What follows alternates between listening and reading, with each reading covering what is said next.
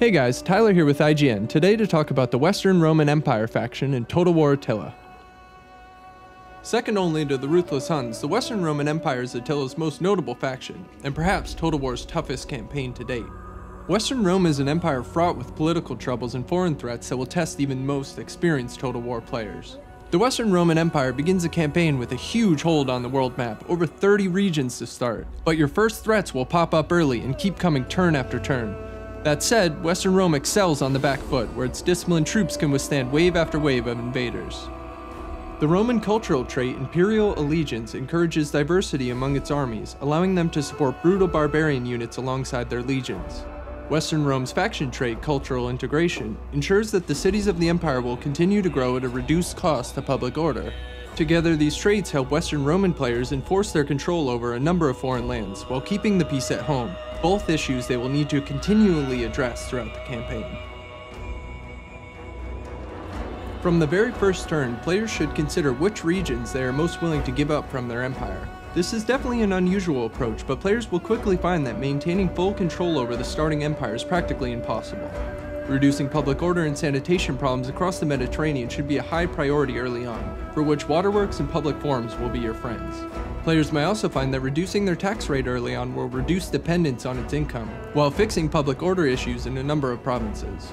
Your eastern borders will see the first signs of trouble, as Gothic tribes enter the empire within a year of beginning the campaign. Withdrawing your armies from the expendable regions is probably a good move, as the enemy hordes coming at you will likely overpower your thin forces. Abandoning Britannia may be a worthy decision, as its isolation will make it a huge pain to defend. However, it may be in your best interest to fight out sieges and border settlements and attempt to whittle down the enemy numbers as much as you can before giving up your ground. Once you have withdrawn to a more defensible position, building up your infrastructure in central provinces will stabilize your economy and ensure you can begin fielding larger armies. Having at least one military province near Attila will allow you to build and replenish armies to respond to any rising threats. As the Huns and other nomads hit the empire in full force, it's important that you allow them to come to you in a prepared position. Many of the nomadic factions excel in field battles, and their sheer numbers may be too much for your armies if you do not have the proper defenses.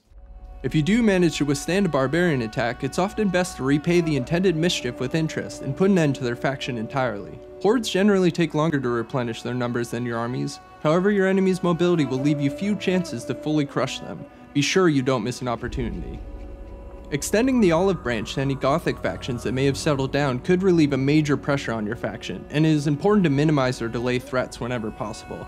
Reaching out to the Sassanids or your eastern brethren may be a wise choice later in the campaign, as their trade will bring you large amounts of income, but don't let yourself get pulled into their wars. The Western Roman Empire possesses a variety of strong units, however one of their greatest strengths lies in their spear and melee infantry. With high morale and excellent skills like the testudo, Roman infantry are capable of holding positions against overwhelming numbers for a crazy long time.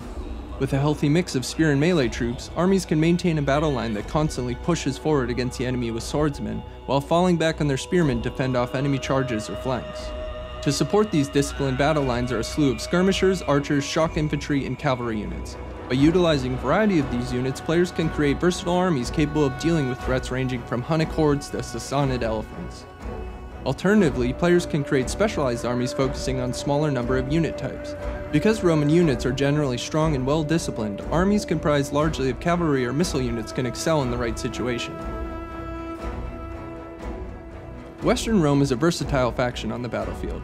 Excelling in defensive engagements, they are capable of holding an advancing enemy in place for extended periods of time while they harass elite troops from afar or outflank weaker units. If the enemy has a lot of missile units, employing defensive testudos will drastically cut down on your losses in a skirmish and waste their ammo. Once the enemy has engaged your troops in melee, pushing forward with attacking testudos will reduce your casualties as your men gain ground. It's best to keep your units near one another and not go chasing any enemy missile units or cavalry too early on. Roman troops are usually pretty heavy, making them tire quick, and that will make them useless in a pitched melee. If your army is heavy on cavalry, it's important to first engage the enemy with infantry so that your cavalry charges hit with maximum effect. If your army is heavy on missile units, it will be best to skirmish with them for as long as possible before committing your men to the melee. With decent missile units and strong infantry, Western Rome is one of the best factions on either side of a siege battle. Cohors, comitatensis, and palatina are all great for taking a wall, and their missile weapons allow them to harass enemies while on the defensive. Roman cavalry will not prove very useful in a siege unless the enemy is attacking and low on spear infantry. Field or siege artillery are a must-have on either side of a siege, while Roman crossbows will tear apart attacking infantry. Siege towers are probably the best form of offensive equipment for the Western Roman Empire, as protecting your heavy troops until they reach the walls is best. After the walls are down, Western Roman infantry are great in a street fight, as their defensive testudos can block an entire street for a long time. In dire straits, forming your army into a defensive fist near the city center may allow you to overcome the odds, particularly against an undisciplined foe. With the fate of the Western Empire at stake, will you be able to hold off the Huns? For more news about Rome and Total War Attila, stay tuned to IGN.